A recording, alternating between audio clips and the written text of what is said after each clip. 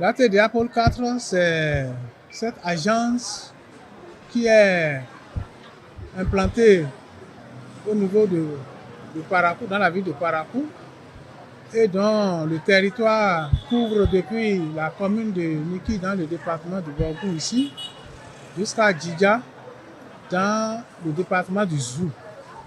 Donc c'est à peu près 42% du territoire national et qui a adressé 3 filières locomotives, à savoir l'anacarde, le soja et le manioc.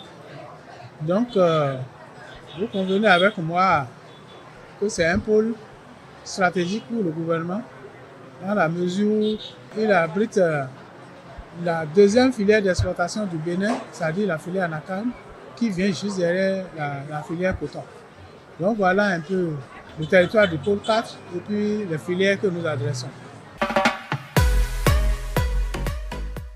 Quand on dit Agence territoriale de développement agricole, c'est cette structure-là qui a à charge la coordination des interventions au niveau du pôle.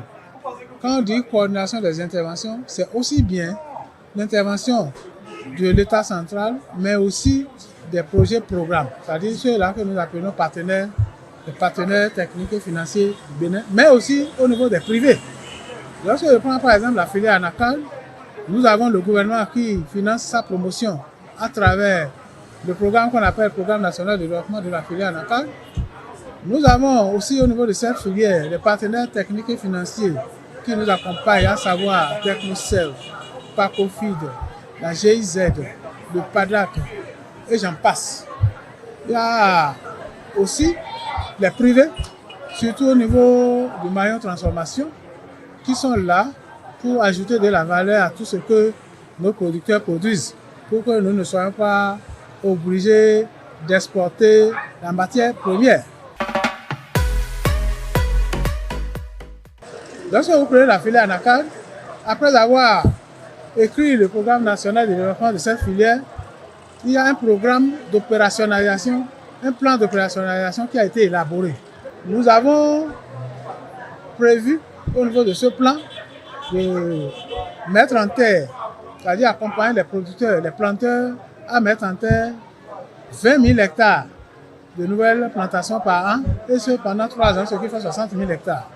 Nous sommes actuellement à la 3e année et d'ici à là, nous allons faire le bilan. Mais je peux déjà vous dire qu'en matière d'installation de nouvelles plantations à base de plants certifiés et d'anacardiers, nous avons largement dépassé cette cible de 60 000 hectares en 3 ans. Pour ce qui concerne la réhabilitation d'anciennes plantations, c'est-à-dire que les plantations qui ont été installées depuis il y a 20 ans, voire plus par nos grands-parents, ces plantations ne respectaient aucune norme. Les écartements entre les plants, entre les lignes et entre les plants d'anacardier n'étaient pas du tout respectés. Donc c'est maintenant que nous sommes en train de travailler pour les mettre aux normes. Nous avons comme cible à ce niveau-là d'aller à 250 000 hectares en 3 ans. Et ce qui revient à peu près à 85 000 hectares chaque année. À ce niveau, il faut retenir que les 2 premières années, on n'a pas pu atteindre les cibles. Mais à partir de cette année 2021, avec l'appui d'un nouveau projet que nous appelons Pacofid, les espoirs sont permis. Nous n'allons pas atteindre cette cible-là, mais nous avons fait vraiment un bon qualitatif et un bon quantitatif avec l'appui de ce projet-là.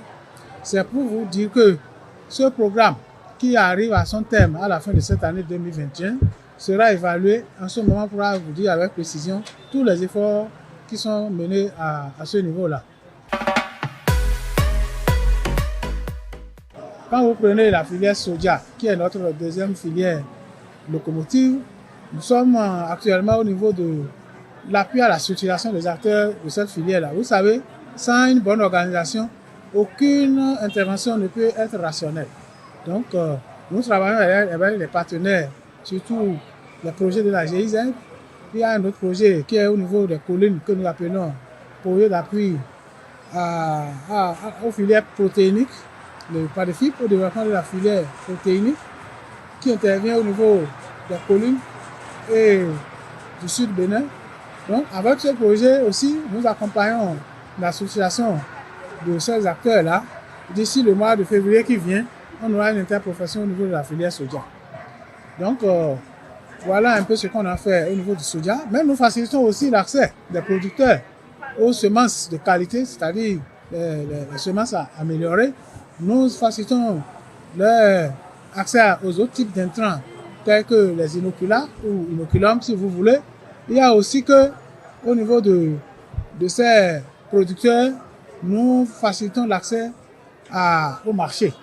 Et vous allez constater que depuis quelques années, la production du soja a connu un grand bond. On a dépassé à ce niveau-là les prévisions. Et c'est une filière qui se construit progressivement et avec un tout petit peu d'effort, ça prend.